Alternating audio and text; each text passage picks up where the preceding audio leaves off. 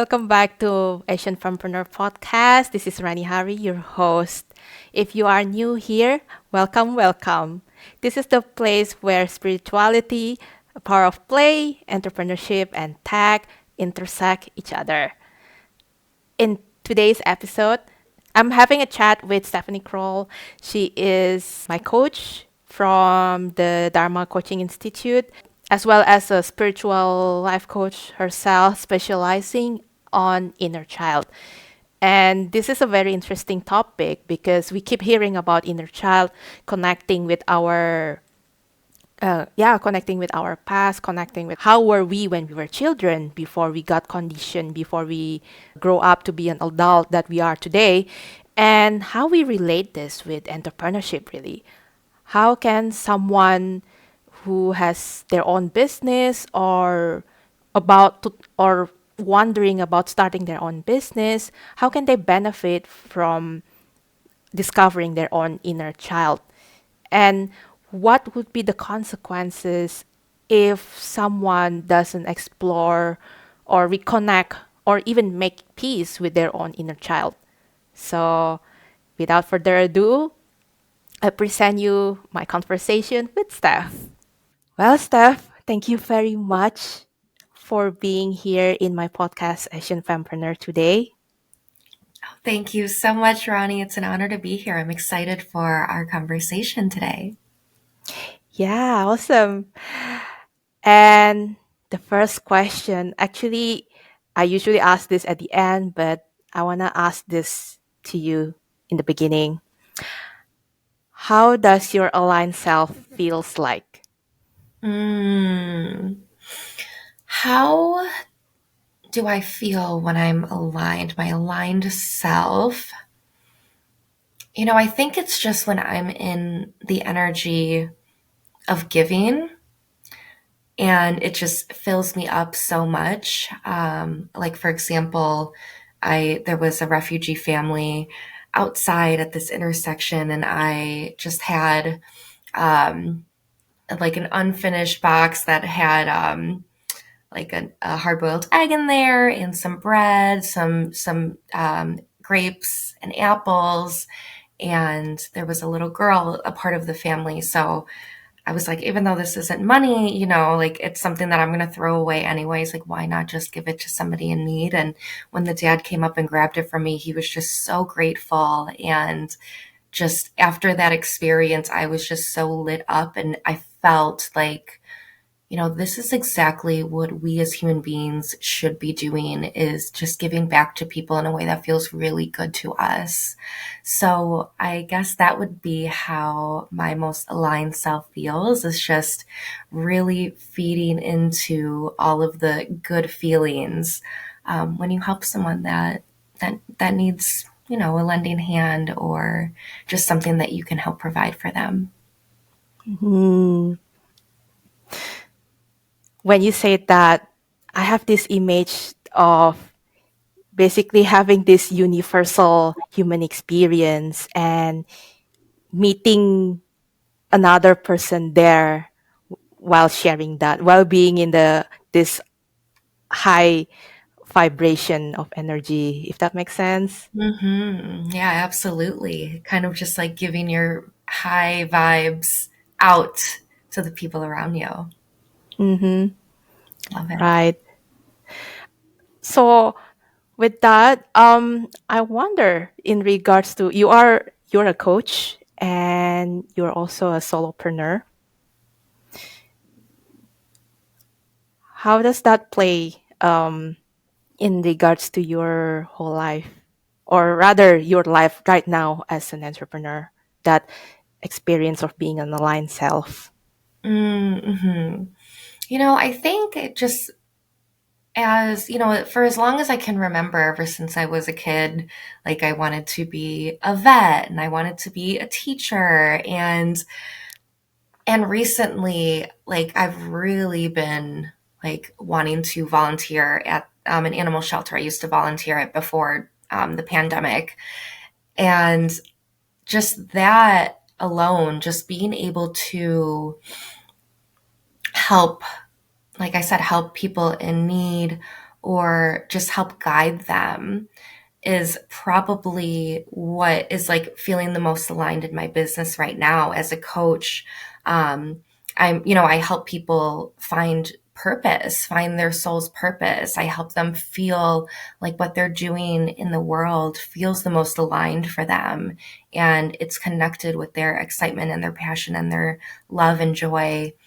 Um, so I think with that, having this business really allows me to really reach out my hand and extend my hand in that way, versus, just having conversations with friends and, it's not really coaching, it's just a conversation, and maybe they're not looking to receive the healing or the help or the guidance in that moment. But when I have clients in my business, those are the people that are, looking for it. So when someone is truly, seeking change or help, and you're able to do that for them and see the results out of it, see, where their life takes them, or just how much happier they are, that's what really, feels good for me. And it makes me know, gives me just that confirmation that this is aligned for me and this is what I should be doing, because I don't leave after sessions with clients, I don't leave feeling depleted or, low energy. I have like high vibrations, high energy, just so lit up, like could talk to my clients for hours. So that's how I know that this is what I should be doing with my business for sure. Hmm. Having that connections with the clients and not just the result, but also having that rapport before. And even in your case, you did mention about having that conversation even after the session itself. Yeah. Absolutely. hmm Okay. So for today's episode, we are talking about your this area of expertise, which is about the inner child. Yeah. So the theme itself is about how having inner child, or actually being aware. First of all, which word is more appropriate here? Like knowing, discovering, finding inner child in regards to ha- um, its application in our life, especially in entrepreneurship, right? So, ha- which word would you use in terms of inner child? I think just from my own experience, I think there's different stages, right? Like the first time I ever heard about my inner child, and it wasn't even used as like inner child, it was just me thinking about how my childhood affects me today. I was working with a therapist, and I forget exactly the topic that we were on, but it was around just like me not feeling satisfied and me feeling like, I have to go to college, to like feel some type of worthiness or just do something bigger or better with my life. And at one point it was brought up of my parents' divorce. And I saw he like said, interesting. And I started like writing some things down. And like, that's what kind of like caught my attention. And I was like, like, wow, I never really thought that, something that happened so long ago is still affecting me today, or, makes me the person that I am today. And I would say that that was first like the awareness of the inner child. And then I went a little bit deeper a couple years later when I learned about manifestation and learning how like you need to be in the energy as if you already have the thing that you want. And what's the best way to do that? Heal from your triggers. That was for me, anyways, the best way to do it. And then that's when I went into discovering more of my inner child. And then you become aware, you discover your inner child a little more, and then there's actually like making the connection with your inner child, connecting with the inner child, getting to know who they are, what they love, like the feelings that come up for you, like why those feelings are there, like really bringing it back to self, because I think sometimes, when we're really in struggles in our lives, we think that we have to change what's around us externally, and that's going to fix, you know, what's going on with us. But really, we have to go inward, and really heal parts of us that we maybe never even looked at. And in that way, for me, that is connecting with the inner child. So, yeah, for me, I think it just goes through phases of like your relationship, I guess, with your inner child. So if I hear you correctly, we there are several words we are using according to the phase we are in, which is awareness, and then there's the discovery, and then there's the connecting with it. Mm-hmm. Mm-hmm. Mm-hmm. So why do you choose among the other topics here, right? Like there are lots of topics like in terms of finding out purpose as well as um, even psychology itself. Why do you choose inner child in particular? I think it's just because it's helped me so much in my own healing. Even though I didn't have, a crazy traumatic childhood, my parents' divorce was one of probably the most traumatic events of my life. I was an only child. I say was because now I've discovered in 2020 I have an older sister that lives in the Philippines that I never knew about. I didn't even know of her existence. So, back then in my mind, I was an only child. My parents went through this divorce when I was 6 years old, and I didn't really have any help, I guess, through that. And I felt like I was going through it alone because I didn't have any siblings, that were going through that with me. I didn't really have anyone to talk to about it. And also I didn't, I was so young, I didn't know that maybe I should, seek therapy for this, or maybe I should like have a guidance counselor in school that I talk to about this. I was too young to understand that. And on top of it, I then became like my parents' like messenger. So, when they say like don't shoot the messenger, like that's how I kind of felt all the time. Like anytime I would be the messenger for either my parents, like I would be the one like getting yelled at and screamed at. And it's like, I'm just telling you, what dad told me to say, or, whatever it is. But um just through that, there was so much feelings of feeling alone and feeling like I have to do everything on my own, which these were subconscious beliefs that just grew and grew and grew. And then it led into my adulthood when I became a mom. I'm a single mom, and I was never married to my son's dad. We broke up.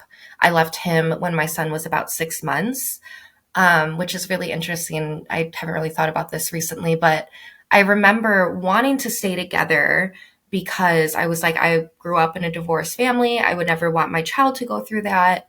But then I realized just how unhappy I was. And I was like, okay, well, what's worse, I guess, here? Do I be miserable and like stay in this relationship if for the sake of my child? Or do I choose myself and what's best for me? So then, in return, I would be teaching my child to then choose themselves always, even if it's something that's really hard to go through or hard to do. So after that, there was this belief of, I'm a single mom. I have to do everything on my own. I don't have support. And then you bring in his autism diagnosis on top of that. And again, more of those beliefs. I got to do it on my own. I don't have moms that understand me, like all of that. And when you go through a Dharma discovery or a self-discovery journey, these things pop up the most. Like all of those things that you kind of buried inside, you kind of ignored, you pushed down. You're like, oh, that happened so long ago. It doesn't affect me today. All of these things start coming up.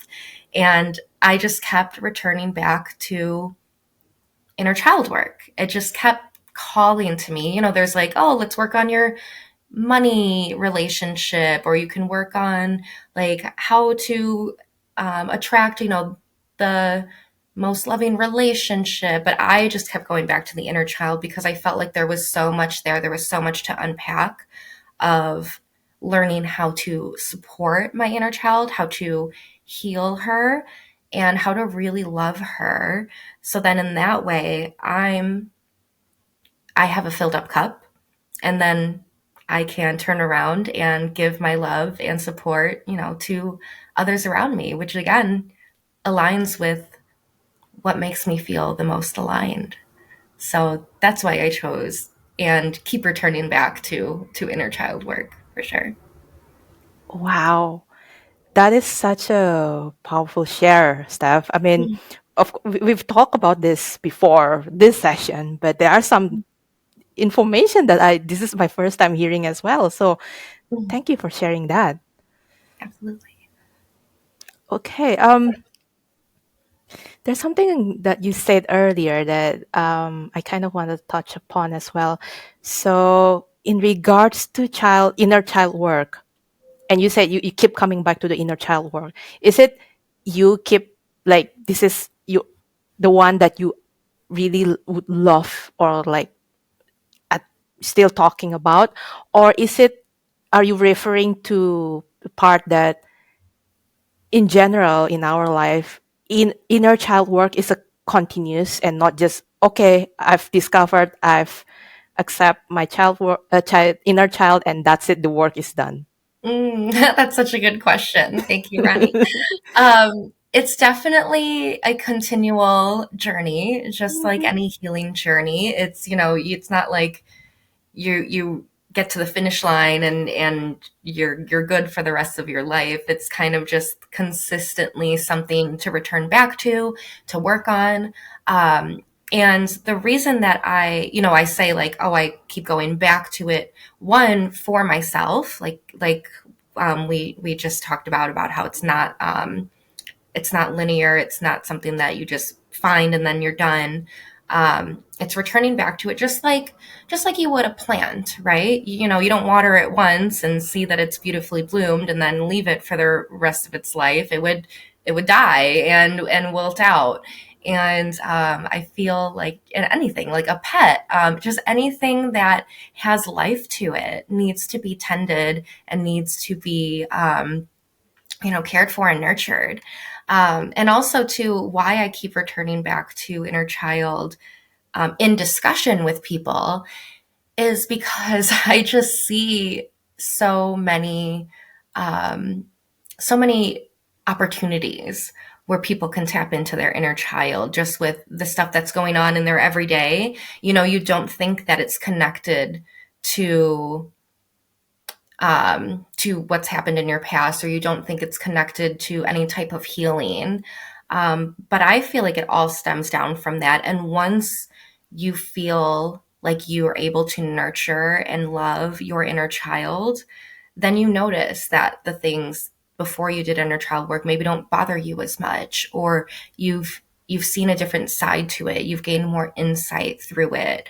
It really seeing how these stories of our past can actually, if you look at it from a different perspective, it can turn around and be something that is a great lesson that you go and then teach other people. I think is really important to kind of bring up and talk about, because if anyone listening, or if you or anything like me, I kind of use my stories in the past to hold me back to where I want to go in the future. Um, so it's like, how can we look at that as a gift of what happened to us in the past? And how can we have our inner child or ourselves come out as the hero versus the victim? I like that, like hero versus victim mentality, right? Absolutely. And something about that also, it piques my interest as well. So understanding our inner child, it becomes kind of like integral part of rewriting the story we keep telling ourselves. Yes, absolutely. Absolutely. And another thing that you mentioned, like say there's a money block. I think you mentioned something about this earlier, which I feel like this is something very relevant, especially as an entrepreneur or even any business person as well. Would Mm. you would you say that is the case? As far as money blocks being an issue for entrepreneurs or just anyone having a business. Yeah. Yeah, yeah, absolutely. Um, and I think that also stems from childhood. You know, what did we see from our parents? What did we, what stories were we told? Um, this is like kind of money related, but also like a little bit like education related. I remember my dad would always would always tell me growing up, he was like, if you don't graduate and go to college, you're gonna be flipping burgers at Burger King. Like that was his like saying that he would always say. And like it just creates this belief of like, oh, like I'm gonna be poor and struggle if I don't, do A, B, and C on the list and check all of those things off.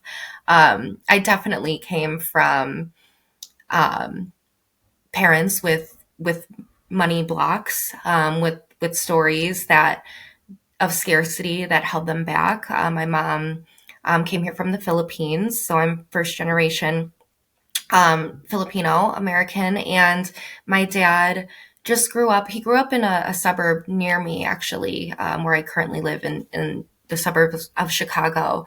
Um, and the town that he lived in was not financially well off. It is today, but when he was growing up, it wasn't. And he had numerous siblings. And his mom was in and out of a couple marriages. I'm not sure how, if she had to have a single life, but, I hear it still in her. Like her stories are like, what are you going to do? Like just all of this scarcity. And I could see that it's passed down to him and then it passed down to me. So it's also like generational as well. Like even if you specifically never struggled financially, you could still have the subconscious beliefs that were passed down genetically, that you have to hold on to your money, or that scarcity of finances. So yeah, I definitely feel like that is something that comes up if you're looking into, I want to start a business, like, and then Mhm. going into that, like, I think it came up a lot for me with pricing, like pricing my coaching package, like, oh, and then there's this belief of like, oh, if you don't price high enough, you're not showing your worth. But just really finding that balance of like what feels good, but also like feels aligned. Again, I love that word that keeps getting brought up in our conversation. So yeah, I think definitely money blocks definitely happen with a lot of people, even if they're not even aware or haven't even experienced financial struggle. Mm. Other than money blocks, are there any issues you could think of, or maybe you face, or maybe any of your clients have faced before that does affect their entrepreneur life that can be resolved with inner child discovery? Absolutely. I haven't specifically had a client who was starting a business bring up a lot of money blocks. I think by the time they've worked with me, when my clients are starting a business, they've kind of done that work a little bit themselves. So I specifically haven't brought anyone through that, but from my own experience, um, absolutely. I used to believe that, I can't have a business being a single mom. I can't see myself, financially supporting myself 100% through my business. And I did a lot of work around it, and it all came down to just what I was told as a child. And it wasn't specifically that, but all of the stories and all of the beliefs kind of added up and created this.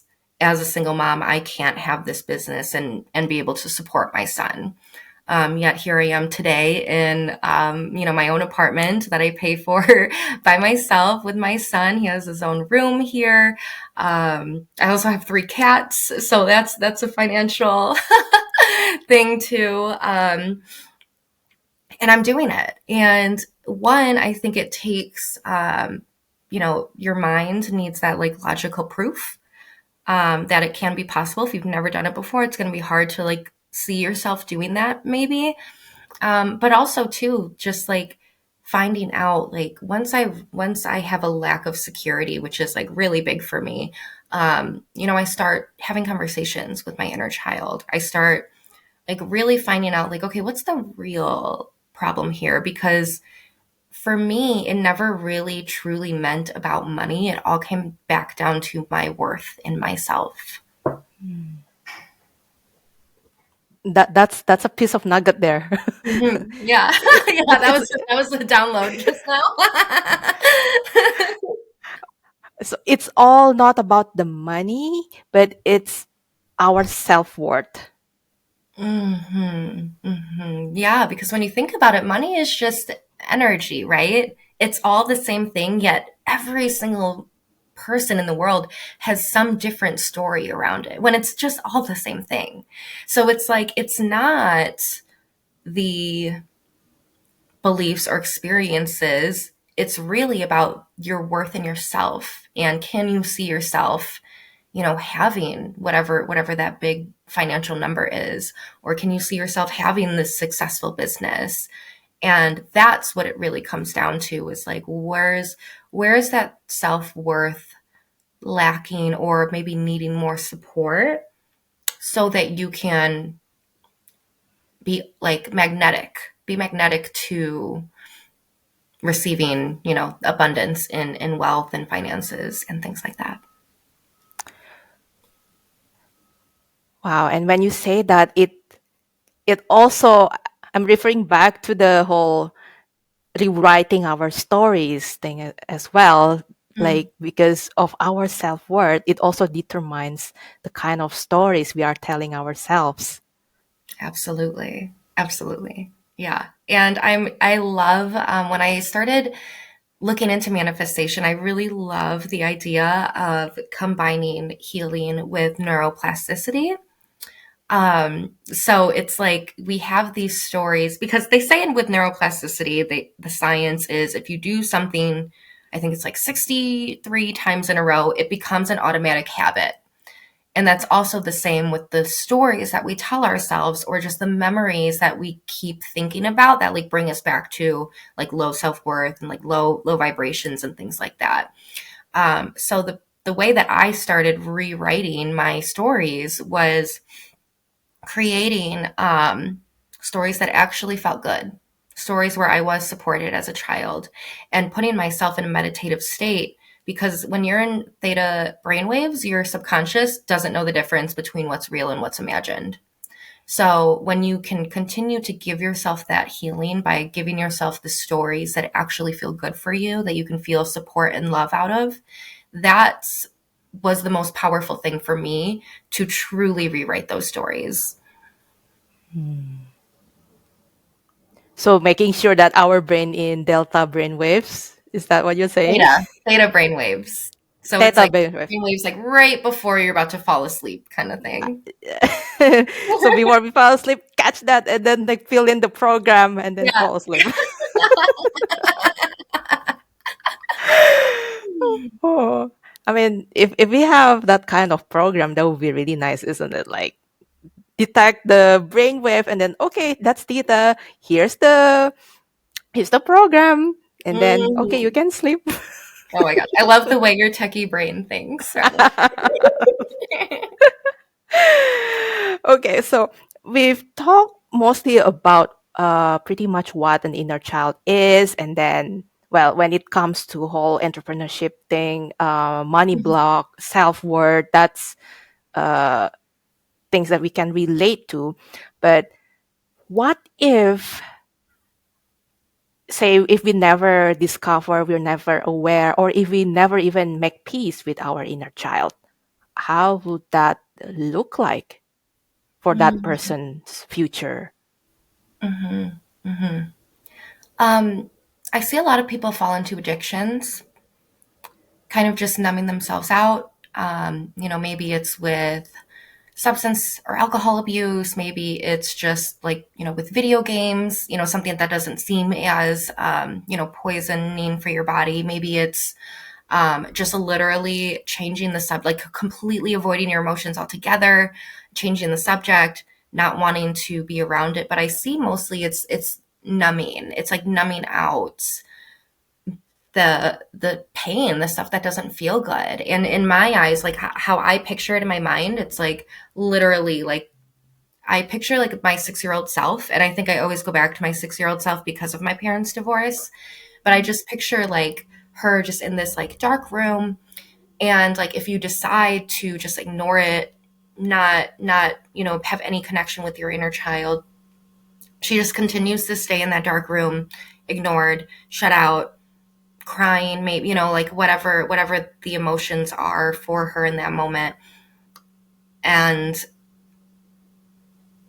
then it just, you just continue to be at this low vibration. You continue to just be in this low, where then you start looking at your externals, right? You then, a wounded mind wants to find fault or blame in other things instead of taking the responsibility to heal. A healed mind is aware, understands this is my responsibility to heal myself, fix myself, love myself, where a wounded mind wants to point fault elsewhere. So I think it just kind of dominoes and spirals into, you numb yourself out, you blame other things or other people, and then you're just stuck again in these beliefs and these stories that, like life sucks, I can't have anything good, whatever that story is for you. Um, and I think that we are also just so used to numbing ourselves out because of, like Western medicine and Mm. just how like big pharma and all of those things are today. It's so easy to just like take a pill and numb yourself out and forget about it. Um, and that's kind of what a lot of people want to do. Like we're scared. We don't think it's polite to have feelings, to like scream, to like want to punch something, to want to cry. That's why people always like apologize when they start crying, which I find like so strange. Like anytime somebody apologizes for crying, I'm like, we're not doing that. Like you were allowed to cry. Yeah, and just encouraging people to not suppress their emotions, because that's what's really going to just continue to just spiral into just more negativity into your life. Mm. I hear the word numbing and then this whole blaming, Mm-hmm. and yeah, numbing and blaming are the two big most ones, and having being in this victim mindset that it's like it's other people's fault why I'm like this, or etc etc. Mm-hmm. And actually, when you mentioned that, like having this whole of numbing the pains as well as the not yeah blaming others, Mm-hmm. I kind of resonate with it. It kind of ties up with how I discover my inner child, which is, I think it's gonna be a bit of an extreme case. um, so yeah, long story short, I it was during my college time. I was in a relationship problems. I mean, not just with an ex boyfriend, but also with friends as well, and even not basically not feeling having someone who understands, having that adult figure. So it kind of piles up here and there. And then at one point of time, because I was living in a dorm and it was in a fifth floor, that was like the tallest floor. I thought when I see the window, I felt, how will it feel if I just open the window and jump out there? And the thought keep recurring just because at one point of time you just felt like you don't want, like the pain is too much and you just want to maybe you could say an easy fix, like a quick fix. Although Right. even thinking or even having that actually requires courage in a way, in a very weird way. It does require courage. Mm-hmm. So, and it keeps happening, right? It's not just one time, two times, three times, but I started to notice that whenever I had this thought, I don't feel comfortable with the whole idea. It felt like, yeah, I don't know about that. It starts like small, but it gets louder and louder. Like the feeling of discomfort starts to very, okay, you know what? Like I'm not doing this, but then there's another voice like, well, just be brave about it. Like make a decision. If you want to do it, you do it. If not, you don't. Until until I saw in my mind, because I'm a visual person, so I saw in my mind an image of myself when I was still like 5 year old, or even like my baby self, like between 1 to 5 years old, and imagining that if this kid is someone else's kid, would I say what I've been telling myself to that person? If no, why am I saying that to this kid, which is myself? Mm-hmm. How weird the logic is. Yeah. Wow. That's beautiful because that's so true. We say and think like the worst about ourselves, but when we put it in the mind of would we say this to a child or a younger version of us, and usually the answer is no. And that's a beautiful discovery to just see and know that, like, wow, like if I wouldn't say this to a child, why am I saying this to myself? So yeah, I love that, and thank you so much for sharing that, because I know you're not the first, to have thoughts like that, and so proud of you for just being here today still, and making those realizations, because that's the true courage and bravery there. Thank you for saying that, Steph. And yeah, it's not just one time thing, right? Like you still keep this inner child work as well. One area might be resolved, like I've made peace with that part, but there are still Mhm. other areas of my life that still needs work as well. So yeah, definitely resonate with that part when you said continuation of working with that. Yeah, absolutely. I love that. Okay. One last question before we end this. How well what how would you say to people who is interested to finding out what their inner child, like what are the steps they can take on their own, basically? Hmm. Hmm. So trying to see if I have it's up there. I won't grab it. So one thing that you can start doing is looking into books, or like journals around inner child work.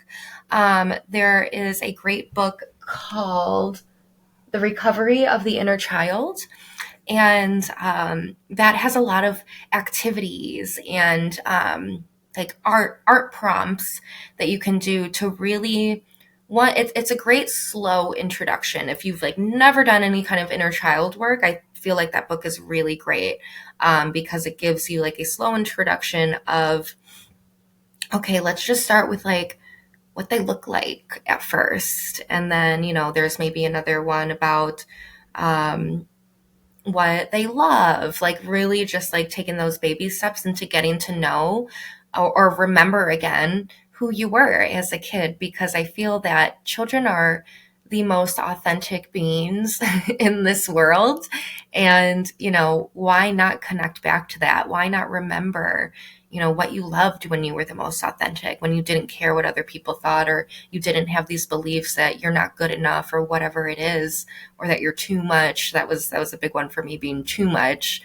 um, and really just like going back into that, going back to those things. I love nostalgic things because it just reminds me of like the 90s and just like, I don't know, just being a kid and just having like barely any worries in life and really just like having this big imagination and having so much fun without a computer, without a TV, like without all of these things. So I think like tapping back into that is so powerful. There's another book. I don't remember exactly what it's called, but it basically has like journal prompts where it'll give you a prompt every single day of something and you start journaling, and then it'll ask you at one point like, okay, what do you need today, or what does your inner child need, what do you need, and how can you give that to yourself? So it teaches you, instead of being like, because these were the stories in my head, like, nobody's here for me, I have to do everything by myself, nobody supports me, nobody loves me.